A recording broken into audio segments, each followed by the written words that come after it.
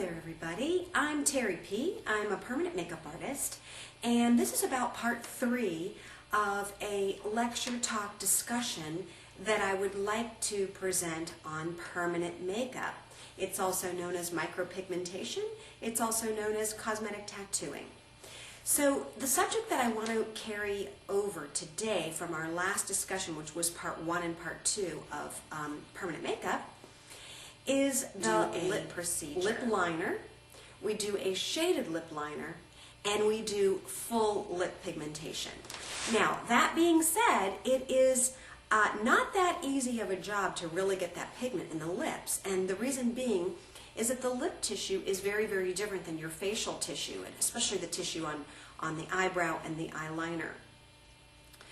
The lips are particularly difficult because lips are an actual muscle. So you're really having to drive that pigment into the lip, let it heal over, and then come back in 4 to 6 weeks. We do it again, and sometimes we even do it a third time to really get the pigment in the lips. The problem with the lip procedure, if there is a problem, I think the trade-off is pretty fantastic since you don't have to really worry about your lipstick, your lip liner shifting, smearing, feathering up the wrinkles in your mouth. It can be a very natural look as well. But the problem, if there is one, is that lips lighten faster than any other tattooed area on the body. The reason being is we've got a lot of turnover of cells there, we've got a lot of dehydration, and we've also just got a different kind of tissue that we're trying to tattoo. That being said, my next question that I always get is, am I a candidate for permanent lipstick? Because guess what? Not everybody is a good candidate for permanent lip liner, lip shading, and lipstick. The reason is that you have skin undertones. You've got your overtone and you've got your undertone.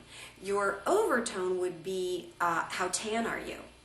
That belies what your undertone is. So let's say you are Italian, you are Greek, you are Spanish, you are East Indian, you are African American. All of these skin tones are not always desirable for permanent lip liner. And the reason that I say that is because if you really look at the center of your lip, here, you're going to find that some lips are a little bit more blue-purple, which means that that's going to pull every pigment into a blue-purple range. So when someone tells you, oh, absolutely, I can do any ethnic lip, that's actually I'm a very conservative permanent makeup artist.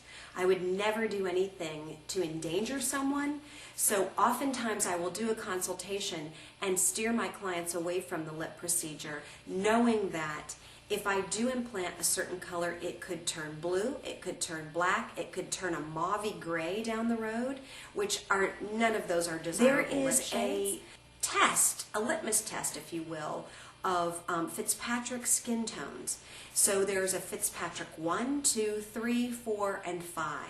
Most of the time a Fitzpatrick 4 and 5 are never good candidates for lip procedures. However, Fitzpatrick 1 to 3 are awesome for this lip procedure. In fact, I just saw a client of mine yesterday for a touch-up on her eyebrows, and I did her lips 18 months ago, and they still look so beautiful. She had nothing on at all, and they were just as clear and crisp as the day that we finished doing them. So I was very, very happy about that. You can get a really beautiful lip liner. It's really no big deal. We get very little swelling. It looks beautiful when you put a little gloss over your lips. It's actually really, really pretty. And most of the time I find that my clients think they want full lips, when really what we're trying to do is restore the natural definition of the lip.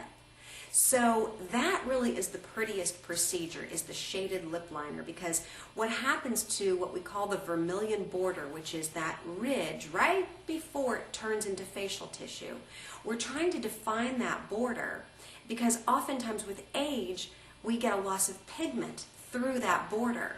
So we actually get a loss of lip definition. So oftentimes we don't really need a lot of color through the mouth, and a shaded lip liner is enough. So I hope you've learned something about lips today. As I've said, it is an advanced procedure. Someone has to have a lot of training. They also have to know a lot about color theory. Don't just let anyone touch your face, please. I have seen everything from black lips to blue lips to gray lips, and they are very, very difficult to color correct once that color has been permanently implanted. That being said, there isn't anything I can do for black lips. There's just nothing I can do, and I've seen it happen more often than not.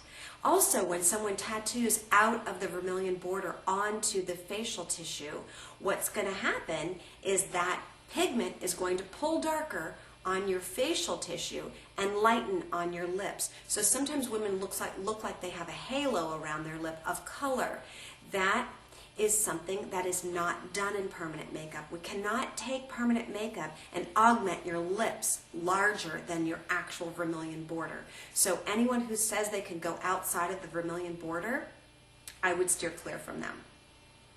Now, there are beautiful fillers that you can do once you've got your lip line established with permanent makeup. So I always like to work on the lips prior to them being filled.